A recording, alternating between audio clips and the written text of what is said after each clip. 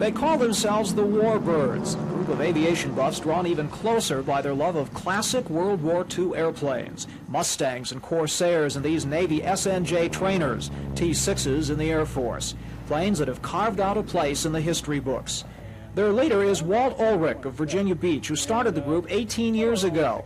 His Air Force now includes 2,000 people and 600 airplanes. As you know, after World War II, many of these aircraft were broken up for scrap. And of all the thousands that were flying, very few of them ever survived. Walt and his friends scour the world looking for these planes. He found his in California, where it had been a Civil Air Patrol craft. It was in pretty bad shape, and only a few weeks after he bought it, the engine went out, and Walt was making a dead stick landing at a tiny California airport. So I said, gee, if I ever get this thing down in one piece, I'm going to restore it. I'm going to rebuild it like brand new. And I did. It took me 2 years. Jackie Dankost's plane came by way of Japan. Was based in Franklin, Virginia, which is just 50, 60 miles south of here. And from there it served the Navy at Pensacola and a few other bases.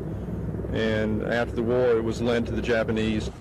These planes may be old, but they're not cheap. In good condition they can cost $150,000. Other private aircraft are cheaper and much more comfortable.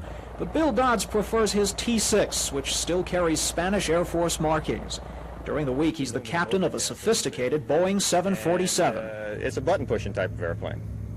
And I have the opportunity to fly the T6 or SNJ and sort of regress in history. Okay, gentlemen. What we're going to do today, we're going to fly a photo hop. Since the Warbirds would rather be flying than just about anything else, it didn't take much to talk them into a ride for photographer Pat Dowd and me. To go back 40 years, get the feeling of a leather helmet and goggles, and roar into the skies with Pappy Boyington and Richard Bong over Europe and the South Pacific. I regress in time, and I just enjoy the heck out of it, and it just, I get great satisfaction out of flying the airplane. And I've got over 27,000 hours in airplanes.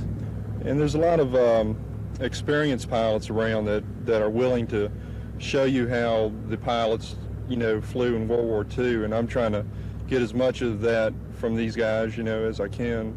It's a feeling of great satisfaction and enjoyment of doing something that's fun.